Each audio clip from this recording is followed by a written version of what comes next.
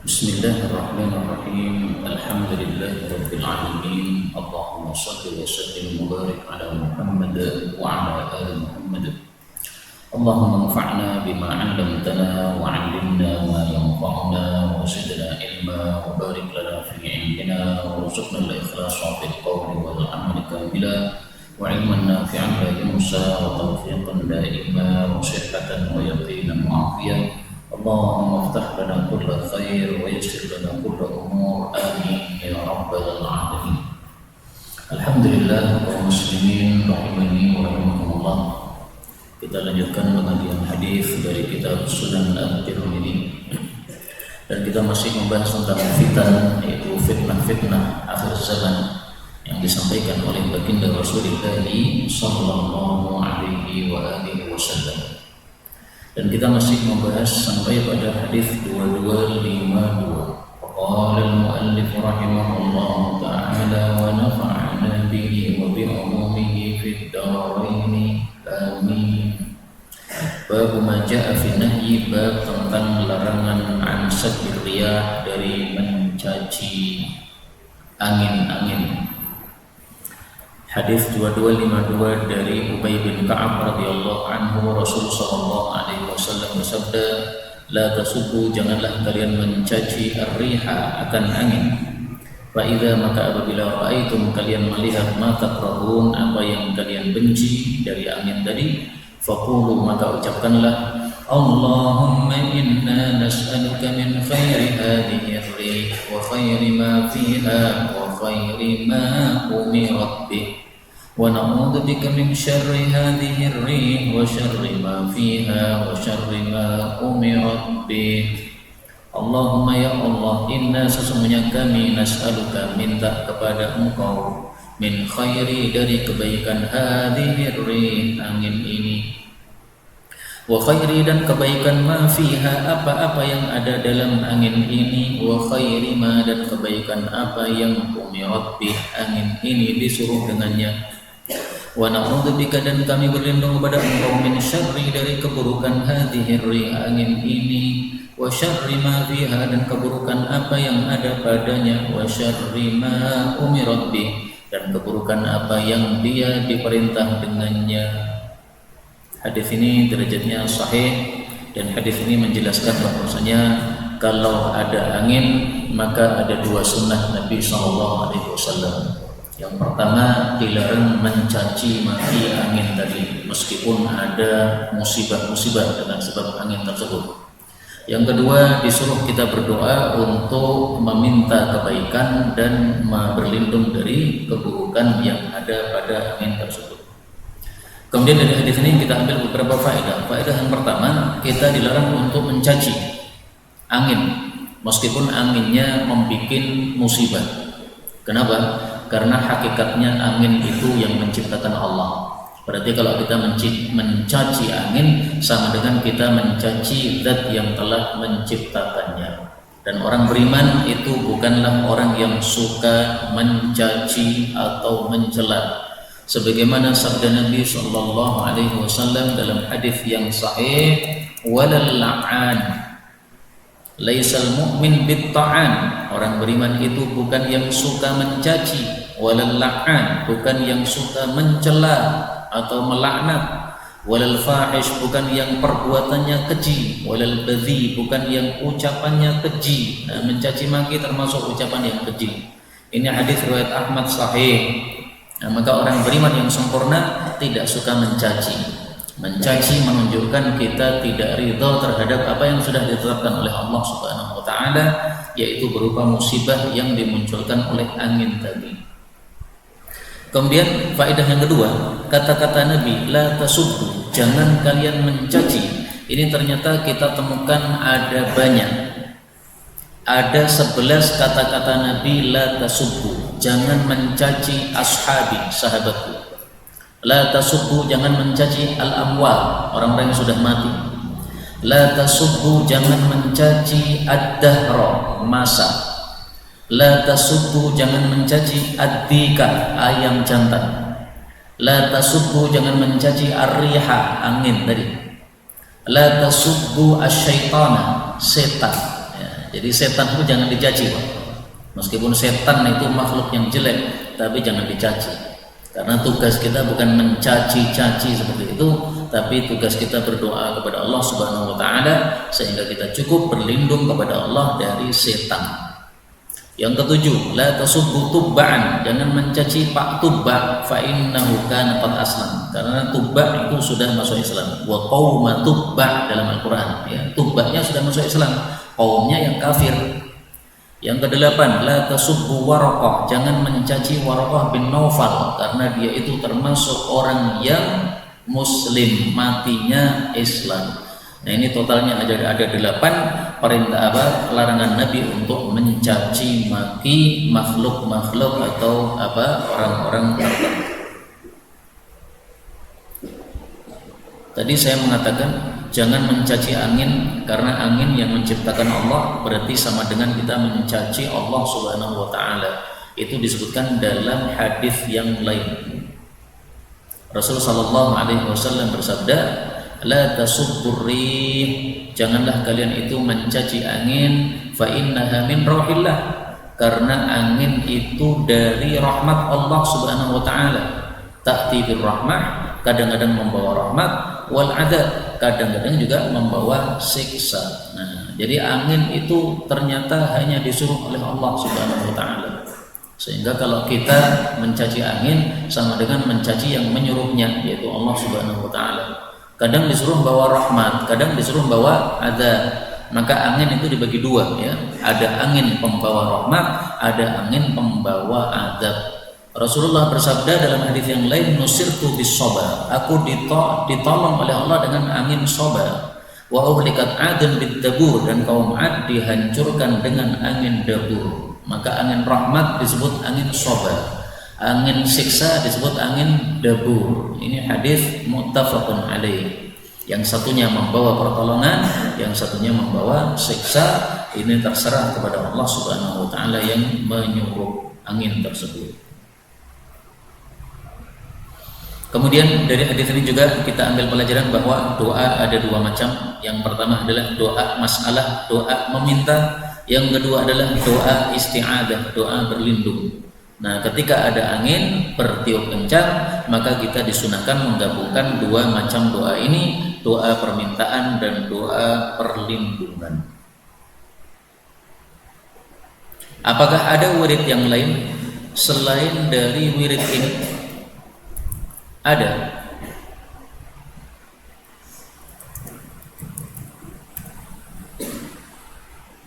Dalam hadis yang lain disebutkan bahwasanya kalau kita melihat angin, idza habbat ar-rih, apabila angin bertiup kencang, maka kita disuruh oleh Allah Subhanahu wa taala untuk meminta karunia Allah Subhanahu wa taala. Mari kita lihat hadisnya dalam kitab Bulughul Maram. Mahabbat rihun, tidaklah angin bertiup, illa jathan Nabi sallallahu alaihi wasallam, kecuali Nabi duduk berlutut, kemudian beliau mengucapkan doa, Allahumma ja'alha rahmatan wa la taj'alha 'adzaban. Nah, ini doanya lebih ringkas, Pak. Ya Allah, jadikanlah angin ini sebagai rahmat dan janganlah Engkau menjadikan angin ini sebagai azab. Ini hadis riwayat Imam Syafi'i dan Tabarani dengan sanad yang dhaif. Tapi meskipun dhaif, seandainya dibaca juga tidak masalah, karena ini hanya masalah amal fadilah, bukan berkaitan dengan hukum. Kalau yang hadis yang kita baca ini sahih, ya.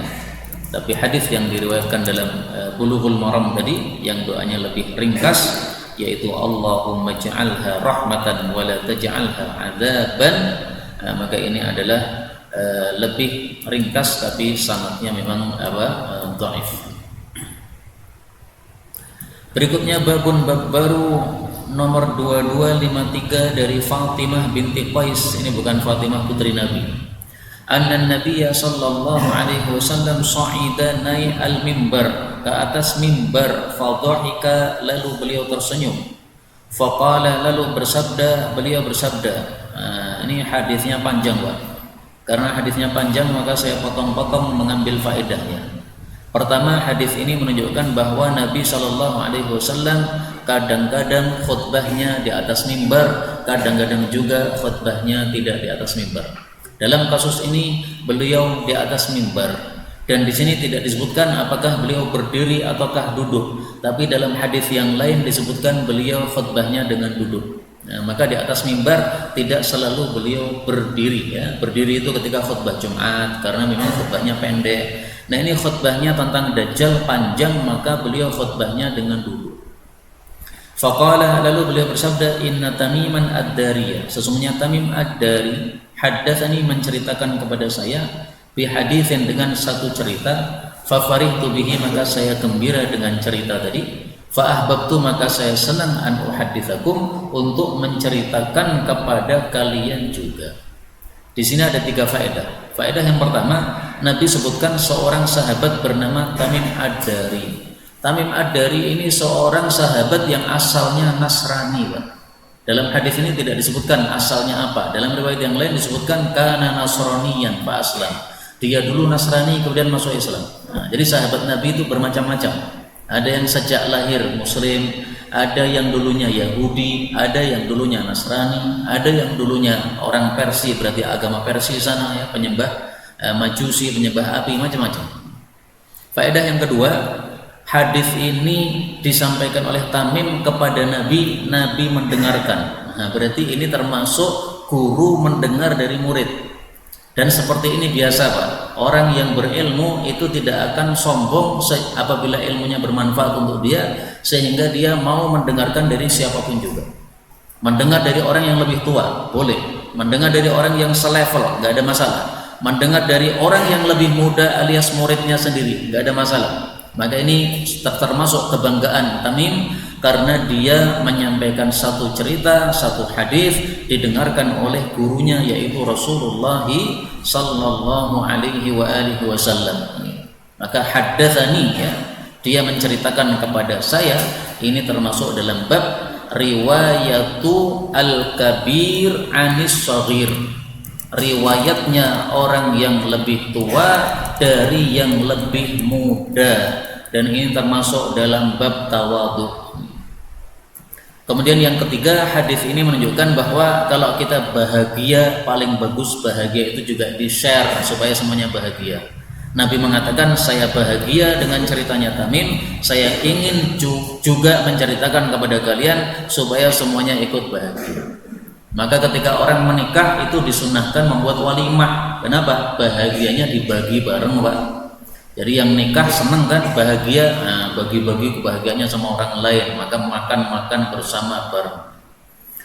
Kemudian haddatsani, dia menceritakan kepadaku annanasan, bahwasanya ada beberapa orang min ahli Filastin, dari penduduk Palestina. Raqibu, mereka mengendarai safinatan, satu kapal, fil bahri, di laut. Fajalat, lalu berputar-putar, jauhlah bihim, terhadap mereka, hatta, sehingga qadafathum, mendamparkan mereka, membuat mereka terdampar, fi jaziratin, pada semenanjung min jazairil bahri, dari semenanjung yang ada di laut. Dan mereka tidak tahu, Pak, mereka sampai di mana itu nggak tahu, karena diombang-ambingkan oleh ombak yang sangat dahsyat. Akhirnya terdampar tuh di mana nggak paham. Sehingga mereka kalau disuruh mencari di mana kemarin itu kamu berada, di pulau mana, nggak tahu. Karena mereka apa? Sendiri mereka juga bingung nih sampai di mana. Faida, tiba-tiba hum, mereka itu bidabatin, bertemu seekor binatang, labbasatin, yang penuh dengan bulu. Kata-kata labbasah ada yang mengartikan penuh dengan bulu, ada juga yang mengartikan yang membuat rancu. Membuat apa? Rancu. Kenapa? Karena dari kata-kata lubes artinya rancu. Adapun diartikan yang penuh dengan bulu, karena dalam riwayat yang lain disebutkan ahlab. Ahlab itu artinya penuh dengan bulu. Maka cara para ulama memahami hadis adalah al hadis yufassiru ba'duhu ba'dhan. Hadis itu satu sama lain saling menafsirkan. Nah, berarti labasah diartikan dengan ahlab, penuh dengan bulu, depannya bulu, belakangnya bulu, sampai para sahabat ini tadi tidak paham ini yang depan mana, yang belakang mana, karena full penuh dengan bulu. Nasyiratin, yang dia itu membuka sya'roha, rambutnya. Nah, jadi rambutnya modal madul dibuka gitu, nggak ditali. Faqalu, lalu mereka bertanya, ma anti, kamu itu apa? Qalat, dia mengatakan, anal jassasah, saya ini pencari berita. Tajassus itu artinya apa? Mencari-cari berita. Dia disebut jassasah karena dia mencari-cari berita untuk Dajjal. Nah, jadi Dajjal itu sudah ada, Pak. Kemudian dia ngirim binatang ini untuk cari berita. Sudah waktunya saya keluar atau belum? Kalau sudah waktunya keluar, dia akan keluar, Pak. Nah, maka jassasah ini menurut sebagian ulama dia adalah binatang yang bisa bicara kepada manusia, yang disebutkan di dalam Al-Quran. Allah Subhanahu wa ta'ala mengatakan pada surat An-Naml ayat 82, wa idza waqa'al qawlu 'alaihim akhrajna lahum dabbatan minal ardh tukallimuhum anna an-nasa kanu biayatina la yuqinun. Apabila sudah akan terjadi kiamat, maka kami keluarkan kepada mereka satu binatang dari bumi Hijaz, ya, bukan dari Pengkok, bukan. Yang binatang ini bicara kepada mereka, kepada manusia, bahwasanya manusia itu mereka memang tidak yakin kepada ayat-ayat kami. Nah, ini binatang yang ajaib, Pak. Binatangnya bicara kepada manusia, ajaib kan? Ketika dia bicara, seluruh bumi bisa mendengarkan. Kok bisa? Ya tunggu saja nanti. Ini tanda akhir zaman, ini belum terjadi, ini termasuk tanda besar kiamat. Kalau mereka mengatakan fa'akhbirina, kabarkanlah kepada kami. Qalat jassasah menjawab, la ukhbirukum, aku tidak akan ngabari kalian, wala astakhbirukum, saya juga tidak akan bertanya kepada kalian. Ini bukan tugas saya. Tugas saya cuma mencari berita, gitu ya. Tapi kalau sudah ketemu orang, saya akan meneruskan kepada orang yang butuh kepada kalian. Walakin akan tapi itu datanglah aqsal qaryah, pada tempat paling jauh di desa ini, yaitu di Semenanjung tadi, di pulau tadi. Fa inna, maka sesungguhnya sama di sana, man, ada orang yang yukhbirukum, mengabari kalian, wa yastakhbirukum, dan akan bertanya kepada kalian. Fa ataina, lalu kami pun berkata, kami pun datang aqsal qaryah, ke tempat terjauh dari desa atau pulau tadi. Fa'idha, ternyata rajulun, ada seorang laki-laki, muthaqun, yang terikat bisil silatin, dengan rantai. Siapa orang ini? Nanti dia mengatakan saya Dajjal. Jadi Dajjal sudah ada, dan Dajjal itu satu, rajulun, laki-laki, Pak, bukan perempuan. Dua, muthaqun, dia diikat. Ikatannya sampai di mana? Dalam riwayat yang lain disebutkan ikatannya itu penuh, sepenuh tubuhnya, yaitu disebutkan majmu'atan yadahu ila unuqi. Kedua telapak tangannya terkumpul di lehernya begini. Ma baina rukbatih ila ka'baihi bil hadid. Semuanya dari lutut sampai dengan telapak atau mata kaki, semuanya terikat dengan besi. Jadi atasnya terikat begini, bawahnya juga terikat juga. Nah, maka dia tidak bisa pergi kemana-mana. Tangannya nggak bisa bergerak, kakinya nggak bisa bergerak, karena diikat semuanya. Dalam riwayat yang lain, riwayat Imam Muslim, disebutkan a'zam insan, orang yang sangat gede sekali. Tetapi dalam riwayat yang lain disebutkan Dajjal itu adalah qasir, dia pendek. Nah, berarti dia gede tapi pendek, Pak. Maka kalau yang di buku-buku komik-komik itu disebutkan Dajjal gede sekali, tinggi seperti menara, itu ngawur. Orang pendek kok digambarkan seperti menara, itu gimana? Jadi yang benar adalah dia gede, tapi gede badannya mekar begini, tetapi dia pendek. Jadi pendek kekar, pendekar. Faqala, lalu dia mengatakan, akhbiruni. Nah, ini pertanyaan pertama, Pak.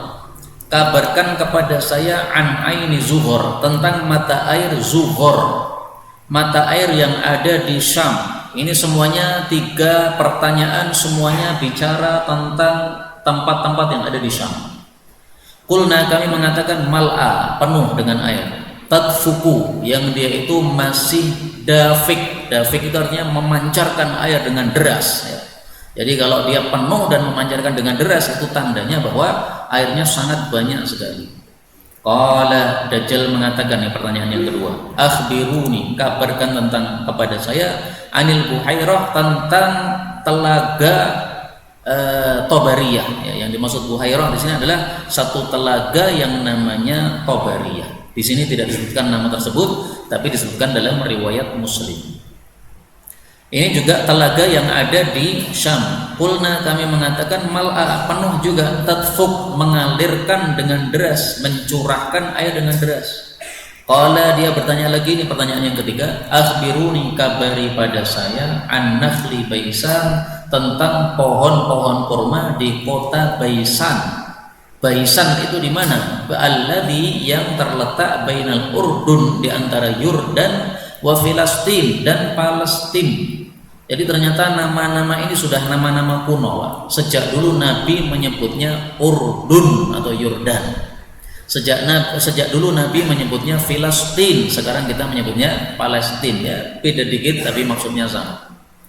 Hal at'ama, apakah berbuah atau tidak? Qulna, kami mengatakan na'am, iya berbuah. Qala, dia bertanya lagi yang keempat, akhbiruni, kabarkan kepada saya, anin nabi, tentang seorang nabi, hal bu'if, apakah sudah diutus, yaitu Nabi Muhammad sallallahu alaihi wa alihi wasallam. Qulna, kami mengatakan na'am, ya. Nah, pertanyaan-pertanyaan berikutnya itu semuanya tentang Nabi Muhammad sallallahu alaihi wasallam, tapi di sini diringkas. Akhbiruni, kabarkan kepada saya, ini berarti pertanyaan kelima. Kaifan nas, bagaimana kondisi manusia, ilaihi, kepada Nabi tersebut. Qulna, kami menjawab, sira'un, cepat. Cepat maksudnya cepat mengikuti Nabi Muhammad sallallahu alaihi wasallam. Jadi pengikutnya banyak, Pak. Sira'un fittibaihi, ya, cepat untuk mengikuti Nabi tersebut. Hanya butuh waktu 10 tahun sudah sudah bisa menguasai seluruh negara Arab. Ya sebenarnya tidak 10 tahun, Pak. Sebenarnya 23 tahun. Tapi kan 13 di Mekah itu kan kurang berhasil kan. Kemudian 10 tahun di Madinah. Nah, selama 10 tahun di Madinah itu sudah bisa menguasai seluruh negara Arab. Negara Arab semuanya pada masuk Islam. Tidak ada satupun kabilah kecuali sudah kemasukan ajaran Islam. Maka dikatakan sira'un, cepat tadi. 10 tahun, Pak, bayangkan, Pak, 10 tahun dakwah, seluruh Arab sudah dikuasai. Qala, beliau mengatakan fanazza, lalu dia meloncat si Dajjal tadi, nazwatan, dengan satu loncatan, hatta kada, sehingga dia nyaris apa enggak disebutkan, ya jelas maksudnya nyaris lepas dari ikatannya tadi. Dia kaget, kenapa, Pak? Sudah muncul Nabi sampai banyak pengikutnya itu. Qulna, kami pun bertanya, fama anta, kamu siapa? Qala, dia mengatakan, ana Dajjal, saya itu adalah Dajjal terbesar itu. Kan Dajjal kan ada dua kan, ada Dajjal kecil, ada Dajjal terbesar. Nah yang dimaksud di sini, saya Dajjal terbesar. Makanya ad-Dajjal, alif lamnya menunjukkan Dajjal yang terbesar itu. Wa innahu, dan sesungguhnya Dajjal itu, maksudnya sesungguhnya saya, yadkhulu, akan masuk al-amsar, ke semua kota-kota, kullaha, seluruhnya, illa Thaibah, kecuali Thaibah. Thaibah itu mana? Wa Thaibatu, dan Thaibah itu adalah al-Madinah, kota Madinah. Bisa juga ini perkataan Dajjal berhenti sampai di sini. Anad Dajjal titik, ya. Sudah. Habis itu Rasul sallallahu alaihi wasallam bersabda, wa innahu, dan sesungguhnya dia Dajjal. Nah, itu lebih bagusnya begitu ya. Yadkhulul amsar, masuk ke kota-kota semuanya kecuali Thaibah, dan Thaibah itu adalah kota Madinah. Kaum muslimin rahimani wa rahimakumullah, hadis ini zahirnya mengatakan bahwa yang tidak dimasuki cuma Madinah, berarti Makkah kemasukan. Tetapi kita temukan dalam riwayat yang lain illa Makkah wal Madinah, kecuali dua kota yaitu Makkah dan Madinah. Hadis muttafaqun alaih. Laisa min baladin, tidak ada satupun kota illa sayta'uhu dajjal, kecuali akan diinjak oleh Dajjal, illa Makkah wal Madinah, kecuali Makkah dan Madinah. Jadi bengkok ini juga akan dimasuki Dajjal. Tapi tenang, karena kalau kita bisa membaca 10 awal Al-Kahfi, Dajjal datang tidak bisa mengganggu kita. Mudah-mudahan semua kita terjaga dari semua fitnah. Amin ya rabbal alamin. Kemudian di sini Nabi menyebutkan kenapa Makkah Madinah nggak bisa dimasuki Dajjal, karena tidak ada satupun lubang atau jalan di kota Makkah dan Madinah kecuali dijaga malaikat yang meliputi atau mengerumuninya, menjaganya. Akhirnya dia pun tinggal di satu padang pasir dekat Madinah. Akhirnya Madinah goncang itu maksudnya gempa, selama 3 kali gempa, maka semua yang kafir keluar dari Madinah menuju Dajjal. Munafik juga keluar dari Madinah. Hadis muttafaqun alaih. Nah, maka Madinah akan bersih nanti di akhir zaman. Yang tinggal di sana tinggal orang-orang beriman. Karena itu kalau Dajjal datang, kalau bisa kita pergi ke Makkah Madinah, Wak. Karena kalau ke Makkah dan Madinah aman, tapi dengan syarat ya, jangan masuk Makkah Madinah kecuali mukmin. Kalau masuk ke sana kafir sama aja, nanti akan keluar gabung sama Dajjal. Jangan masuk Madinah dalam kondisi munafik, karena kalau munafik nanti akan keluar menuju kepada Dajjal juga. Nah, maka di sini disebutkan hanya Madinah, dalam hadis yang lain disebutkan Mekah Madinah. Ini tidak bertentangan karena Rasulullah itu mendapatkan wahyu itu berturut-turut atau bertingkat-tingkat. Kadang mendapatkan wahyu 1, nah beliau sampaikan 1. Mendapatkan wahyu lagi 2, nah beliau sampaikan 2. Nah, jadi pas ini beliau dapat wahyu baru 1, yaitu hanya Madinah yang dijaga. Tapi suatu saat beliau mendapatkan wahyu lagi, yang terjaga adalah Makkah sama Madinah. Bisa juga ini adalah peringkasan dari perawi hadis, bisa ya, tapi lebih dekatnya bahwa ini adalah 2 wahyu yang beliau Nabi SAW mendapatkannya pada waktu yang berbeda. Kemudian di sini Nabi menyebut nama Madinah dengan nama Thaibah. Boleh juga disebut Tobah. Jadi boleh pakai ya Thaibah, boleh pakai alif Tobah. Adapun namanya dulu itu adalah Yathrib, tetapi nama Yathrib itu tidak bagus karena artinya jelek. Yathrib itu artinya adalah mencela. Nah, maka oleh Nabi dinamai dengan nama yang lebih baik, yaitu Madinah atau Tobah. Bahkan dalam hadis disebutkan, meskipun dhaif ya, man sammal Madinah Yathrib, siapa yang kasih nama Madinah dengan nama Yathrib padahal sudah diganti, fal yastaghfirillah, maka silahkan istighfar kepada Allah. Hiya Tobah, hiya Tobah, namanya sekarang Tobah, namanya sekarang Tobah. Hadis riwayat Ahmad, kata Syekh Albani dhaif ya. Tapi maknanya sahih, bahwasanya namanya sudah diubah menjadi Tobah atau Thaibah. Makanya ada nyanyian ya Thaibah, ya Thaibah, itu mengambil dari hadis ini ya. Madinah disebut Tobah atau Thaibah. Thaibah artinya apa? Thaibah yang artinya yang baik, yang wangi, yang bersih. Kenapa disebut Thaibah? Karena di dalamnya ada jasad Rasulullah SAW. Kenapa disebut Thaibah? Karena disitulah sumber hidayahnya Allah Subhanahu Wa Taala. Nah, maka menjadi kota yang baik, yang bersih, yang wangi karena ada jasad Nabi, karena sumber hidayah dan lain-lain kebaikan yang banyak di sana. Kaum muslimin rahimani wa rahimakumullah, hadis ini derajatnya sahih. Maka harus kita percaya bahwasanya betul-betul Dajjal sudah ada. Tapi sayangnya di mana tidak ada yang tahu, Pak. Para sahabat Nabi tadi juga nggak tahu, mereka di mana kemarin itu nggak paham, karena terdampar tadi, nggak tahu arah. Nah, seandainya suruh balik nggak paham. Karena itu sampai hari ini manusia secanggih apapun sudah punya internet, sudah punya satelit, tapi tetap ilmu manusia terbatas. bagian bagian pinggir bumi, ya, ada kutub utara, kutub selatan, belum dikuasai oleh manusia. Dajjal di mana? Nggak ada yang tahu. Kemudian iblis menaruh singgasananya di atas laut, laut mana? Nggak ada yang tahu. Kalau itu masuk akal ya, karena iblis itu makhluk yang tidak terlihat. Kemudian Ya'juj Ma'juj, makhluk yang terlihat, tapi mereka manusia nggak ada yang tahu di mana sekarang posisinya.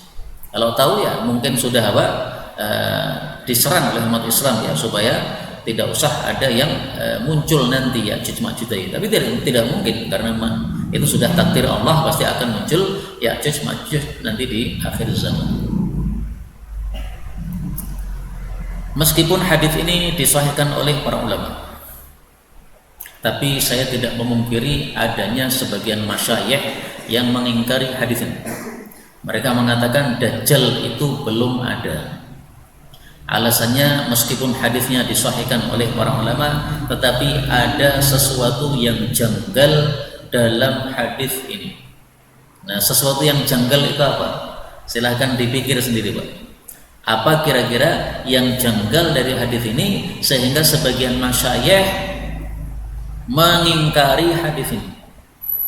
Saya tidak suka untuk menyampaikan apa yang dijanggalkan tadi, supaya tidak ada keraguan di antara masyarakat Islam bahwa hadis ini sahih sebagaimana dijelaskan oleh para ulama ya, yang mensahihkan banyak. Imam Muslim meriwayatkan hadis ini, berarti sahih untuk beliau. Imam Tirmidzi mengatakan sahih, berarti memang sahih untuk beliau, dan banyak lagi para ulama yang mengatakan hadis ini sahih. Maka tidak usah diragu-ragukan ya.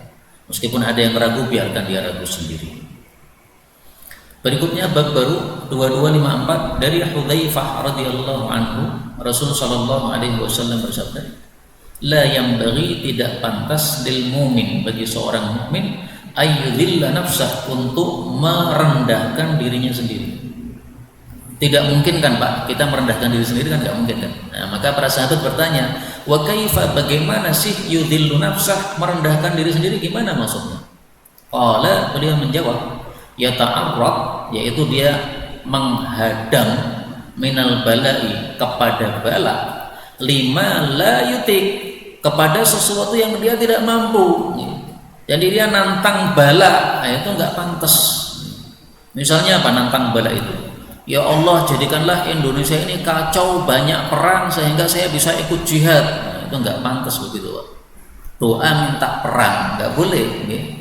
Doa itu minta sejahtera. Rasulullah Shallallahu Alaihi Wasallam bersabda, la tatamannau liqa'al adu. Wahai para manusia, jangan berangan-angan ketemu musuh, tapi mintalah kepada Allah sejahtera. Kalau betul-betul ketemu musuh, baru sabarlah. Hadis muttafaqun alaih. Terus kaitannya hadis ini dengan bab apa? Babnya kan bab fitnah, Pak.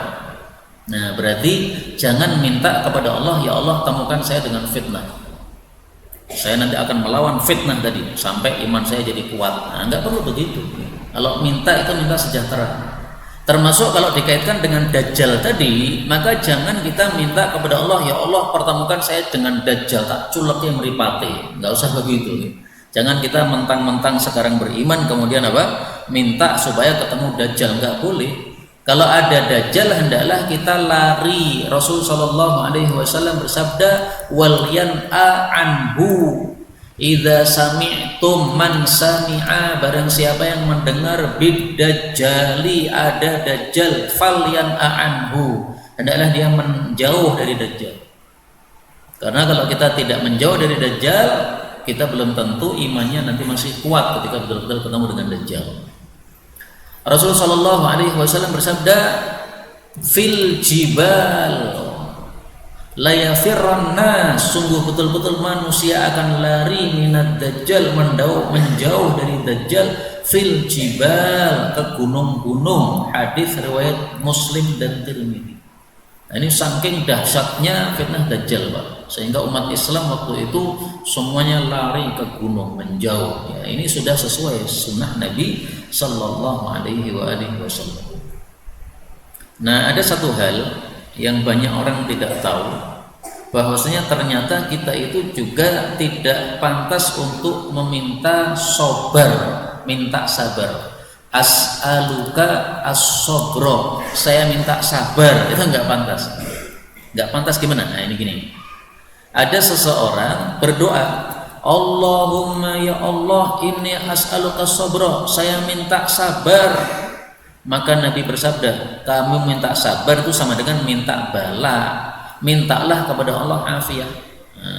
Jadi seolah-olah doanya bagus tapi enggak tepat. Tidak ada apa-apa tiba-tiba ya Allah saya minta sabar. Nah itu tidak tepat. Ya Allah minta sejahtera. Karena kalau minta sabar itu sama dengan candaannya berarti apa? Minta supaya diturunkan musibah dan saya bisa sabar. Kalau sudah turun musibah, nah silahkan berdoa kesabaran. Rabbana afrigh alaina sabra. Ya Allah tuangkanlah kepada kami sabar. Itu kalau sudah tiba musibahnya apa? Enggak ada apa-apa tiba-tiba ya Allah saya minta sabar, itu sama dengan minta bala itu. Dan hadis ini dihasankan oleh Imam Tirmidzi meskipun didhaifkan oleh Albani tentang apa?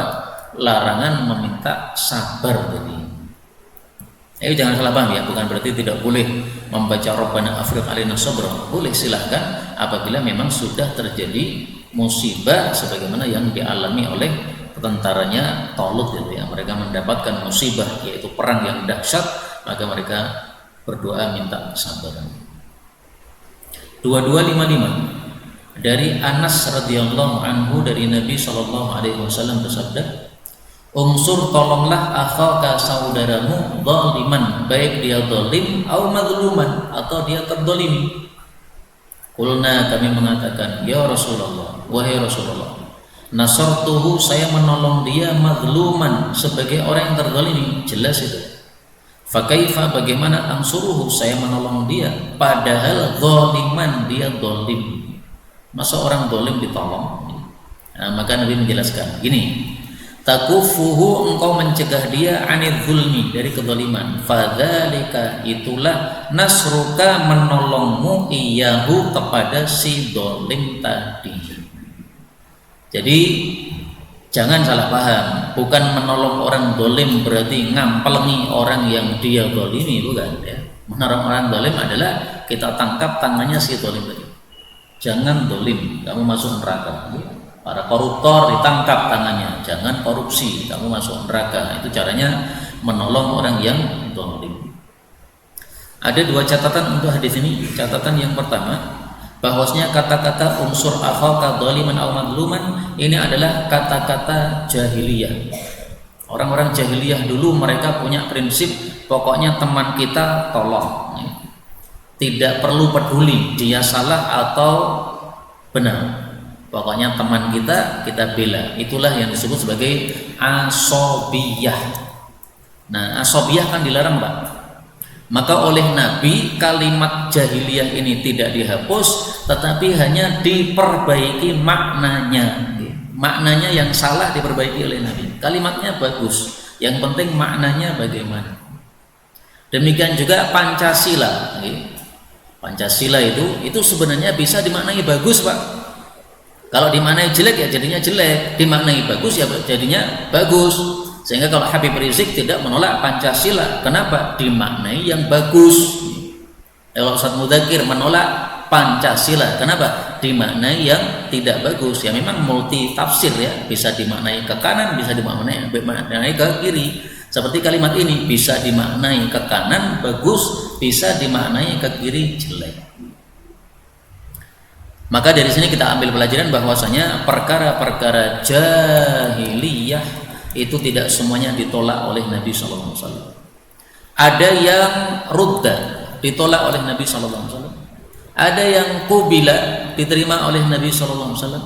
Ada yang usliha, diperbaiki oleh Nabi SAW. Urusan jahiliyah yang ditolak misalnya poliandri, satu istri, satu wanita, suaminya 10, nanya lagi tenang. Nah, itu ditolak oleh Islam. Yang diterima misalnya adalah diat, satu nyawa diganti dengan 100 onta, itu diat. Itu dari jahiliyah, Pak, diterima oleh Islam.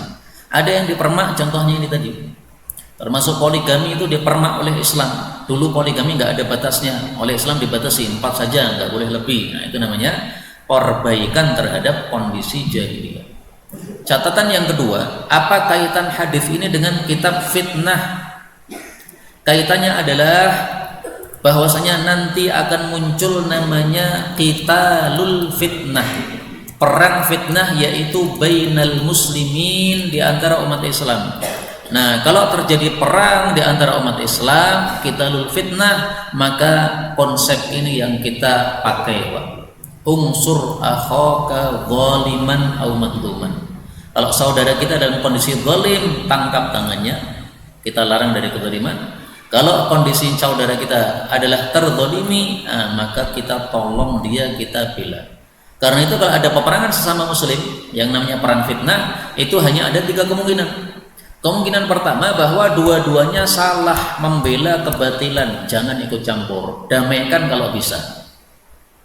Kondisi yang kedua, bahwasanya salah satunya dalam kebenaran, salah satunya dalam kebatilan, maka kita gabung sama yang membawa kebenaran. Misalnya perang antara kelompoknya Sayyidina Ali dengan kelompoknya Sayyidina Muawiyah. Nah, jelas yang ada dalam kebenaran Sayyidina Ali, bela Sayyidina Ali, gabung sama Sayyidina Ali. Makanya Ammar bin Yasir menyuruh sahabat-sahabatnya, ayo gabung sama Sayyidina Ali. Yang benar itu Sayyidina Ali, Muawiyah itu yang salah. Meskipun sama-sama sahabat Nabi, tapi satunya benar, satunya salah, satunya dibela. Kondisi yang ketiga adalah kita nggak tahu siapa yang benar, siapa yang salah. Nah, dalam kondisi itu nggak usah ikut campur.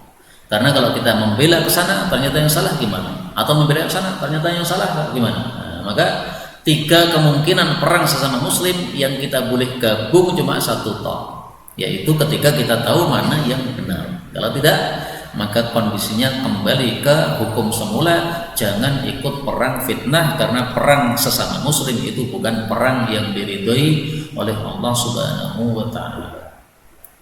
Bab berikutnya 2256 dari Ibnu Abbas radhiyallahu anhuma, dari Nabi sallallahu alaihi wasallam bersabda, man sakana, siapa yang tinggal al-badiyah, di badui, jafa, dia akan menjadi bodoh.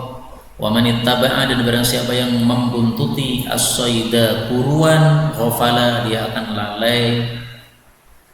Wa man ata, dan barang siapa yang mendatangi abwaba sultan, pintu-pintu penguasa, iftatana, maka dia akan terfitnah oleh penguasa tadi. Kaum muslimin rahimani wa rahimakumullah, hadis ini mengisyaratkan bahwa di akhir zaman penguasa-penguasa itu banyak yang jelek, sehingga banyak umat Islam yang terfitnah gara-gara dia mengikuti penguasa. Terfitnah itu bagaimana? Agamanya rusak gara-gara mengikuti penguasa. Termasuk kalau ada kiai mengikuti penguasa Pak. Nah, kiainya rusak juga, kiai yang kena fitnah. Makanya dalam hadis dikatakan fa'lam annahu lassun lissun lussun. Apabila engkau melihat seorang alim bergaul dengan penguasa dengan pergaulan yang banyak, ketahuilah bahwa dia ulama maling. Riwayat Firdaus disahihkan oleh sebagian ulama. Yang mensahihkan siapa? Di antara yang mensahihkan adalah Imam Munawi, mengatakan isnaduhu jayyid, sanadnya baik. Itu berarti apa? Hadisnya sahih. Karena itu ada satu kitab bagus, isinya marawahul asatin fi adamil maji ila salatin. Hadis-hadis yang diriwayatkan oleh ulama-ulama besar tentang jangan datang kepada penguasa. Ad-dakhil 'ala sultan khasir lidini. Orang yang masuk kepada penguasa itu rugi agamanya. Nah, ini disebutkan oleh beliau riwayat-riwayat yang banyak tentang tidak bolehnya kita masuk kepada penguasa, sampai ada 111 poin yang beliau sampaikan, atau 111 riwayat. Nah, silahkan dibaca sendiri di situ. Terus bagaimana dengan ulama-ulama yang masuk kepada penguasa? Kan ada itu ulama-ulama salaf masuk kepada penguasa. Misalnya Imam Raja' bin Haywah, itu seorang ulama besar, tapi juga masuk ke penguasa Pak. Masuk ke penguasa nggak apa-apa apabila untuk amar ma'ruf nahi munkar.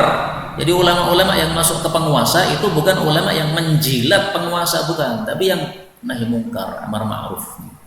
Nah, sehingga yang dimaksud di sini mendatangi pintu-pintu penguasa terfitnah itu kalau dia tujuannya bukan amar ma'ruf nahi munkar. Kalau tujuannya amar ma'ruf nahi munkar nggak ada masalah. Maka kemarin kan Pak Prabowo mengundang para ulama pada datang kan, nggak ada masalah. Karena tujuannya Pak Prabowo untuk mendengarkan masukan dari para ulama. Nah ini berarti ada kesempatan untuk amar ma'ruf nahi munkar. Meskipun Habib Rizik sendiri tidak mau datang, nah itu ijtihad beliau hanya ngirim seseorang, ya ngirim perwakilan, ya beliau sendiri tidak mau datang, mungkin melihat maslahat yang lebih besar di situ. Wallahu a'lam. Kemudian di sini dikatakan siapa yang tinggal di Badui maka dia akan bodoh. Ada hadis yang semisal ini. Sakinul kufur kasakinil kubur. La taskunil kufur, kamu jangan tinggal di pelosok. Fa inna sakinal kufur, karena orang yang tinggal di pelosok kasakinil kubur, seperti orang yang tinggal di kuburan, tidak banyak orang, Pak. Nah, maka dikaitkan dengan ini ya, tinggal di Badui, tidak ada orang di sana, itu akan menjadi bodoh. Bodohnya kenapa? Karena tidak ada majelis ilmu di sana. Orang aja cuma sedikit, ya bagaimana mungkin ada majelis ilmu? Tinggallah di Pengkok yang banyak orangnya, setiap hari ada pengajian. Nah itu Pak, itu nggak bodoh. Tapi sebenarnya tinggal dimanapun kalau ngaji insya Allah paham Pak. Dan tinggal dimanapun kalau tidak ngaji ya bodoh. Saya tinggal di kota banyak orangnya, setiap hari ketemu dengan manusia ratusan atau ribuan, tapi nggak pernah ngaji ya bodoh juga. Jadi sebenarnya intinya itu adalah hadir ke dalam pengajian sebenarnya intinya ya. Adapun di sini Nabi menyebutkan Badiyah, di Badui, memang di Badui seringnya tidak ada pengajian. Tapi seandainya di Badui ada pengajian, orang pun tetap akan paham agama kalau mau menghadirinya. Allah menyebutkan tentang orang-orang Badui wa ajdaru pada surat At-Taubah ayat 97. Al-a'rabu asyaddu kufran wa nifaqan wa ajdaru an la ya'lamu hududa ma anzalallahu ala rasulih. Orang-orang Arab Badui itu lebih dahsyat kafirnya dan munafiknya, dan lebih pantas untuk tidak paham apa yang diturunkan oleh Allah kepada Rasulnya karena nggak pernah ngaji. Nah, makanya Ustaz Mudzakkir ketika menjelaskan ayat ini surat At-Taubah ayat 97 beliau mengatakan bahwasanya orang yang tinggal di kota tapi nggak pernah ikut pengajian podo wae karo Badui ya, ramudeng. Nah makanya alhamdulillah kita ditetapkan oleh Allah tinggal di kota, tidak tinggal di pelosok yang sangat sepi. Maka ada pengajian seperti ini, mari kita hadiri supaya lebih paham terhadap agama kita masing-masing. Kemudian di sini dikatakan barang siapa yang mengikuti buruan maka dia akan lalai. Maksudnya orang yang sering-sering berburu, dikit-dikit berburu terus, maka dia akan lalai dari maslahat-maslahatnya, Pak. Akan lalai juga dari sebagian kewajiban-kewajibannya. Dia mestinya bekerja mencari nafkah untuk menghidupi anak istri, malah berburu terus, asyik berburu. Oh itu berburu untuk makan anak saya, ya betul untuk makan, tapi jangan terus-menerus berburu terus, waktunya habis. Zaman dulu berburu, zaman sekarang tafsirannya yang cocok adalah mancing. Barang siapa yang mancing terus, nah, dia akan lalai dari kemaslahatan. Dulu berburu Pak, sekarang mungkin tidak cocok untuk negara kita. Nah, yang cocok adalah mancing atau misalnya badminton terus. Nah, badminton sampai setiap hari lah, setiap hari loh ya. Itu mengikuti itu artinya terus menerus nih. Jadi dimanapun ada buruan dikejar terus, akhirnya setiap hari berburu terus, nah, setiap hari mancing terus, setiap malam mancing, akhirnya tidak pernah ketemu dengan istrinya setiap malamnya, ya tidak pernah membangunkan anaknya untuk salat tahajud. Nah itu orang-orang yang lalai seperti itu, lalai dari maslahat-maslahatnya. Karena itu meskipun berburu tidak haram, tetapi jangan berlebihan, karena kalau berlebihan menyebabkan dia lalai dari kemaslahatannya masing-masing. Berikutnya bab baru 2257 dari Abdurrahman putranya Abdullah bin Mas'ud dari bapaknya Dia mendengar Rasul sallallahu alaihi wasallam bersabda, "Innakum sesungguhnya kalian wahai umat Islam mansurun akan ditolong terhadap musuh-musuh kalian. Wa musibun dan akan mendapatkan apa? Ghanimah. Karena kalau ditolong ya perangnya menang dapat ghanimah. Wa maftuhun dan akan ditaklukkan negara-negara yang banyak lakum untuk kalian. Faman adraka maka barang siapa yang mendapati dzalika kondisi tersebut minkum di antara kalian, falyattaqillaha hendaklah dia tetap bertakwa kepada Allah, wal ya'mur bil ma'ruf hendaklah tetap amar ma'ruf, wal yanha 'anil munkar hendaklah tetap nahi mungkar.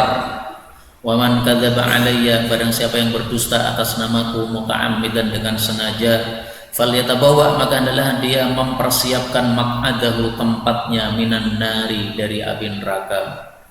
Kaum muslimin rahimani wa rahimakumullah, hadis ini berisi 3 hal.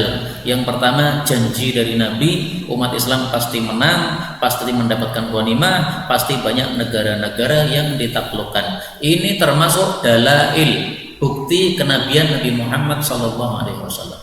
Karena ketika Nabi bersabda ini belum terjadi, tapi setelah itu betul-betul terjadi di masa khilafahnya Abu Bakar, di masa khilafahnya Umar, di masa khilafahnya Utsman, di masa khilafahnya Ali, dan juga khilafah-khilafah berikutnya. Itu banyak sekali penaklukan negara kafir. Ini termasuk apa? Dalail. Dan ilmu tentang Nabi Muhammad SAW ada 4. Ilmu dalail, ilmu syama'il, ilmu khasa'is, ilmu sirah. Dalail bukti-bukti kenabian, syama'il sifat-sifat Nabi, sifat zahir maupun batin, ya, fisik maupun psikis. Khasa'is keistimewaan, keringatnya wangi misalnya. Sirah itu peri hidupnya dari lahir sampai matinya. Nah, ini 4 ilmu tentang Nabi sallallahu alaihi wasallam.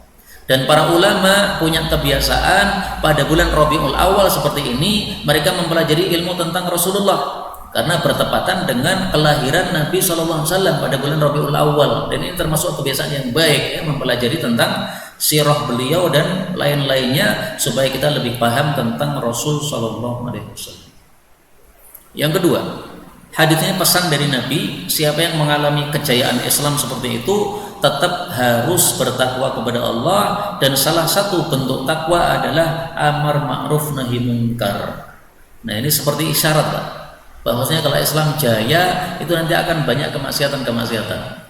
Dan memang betul, karena orang kalau semakin kaya itu semakin mudah untuk berbuat maksiat.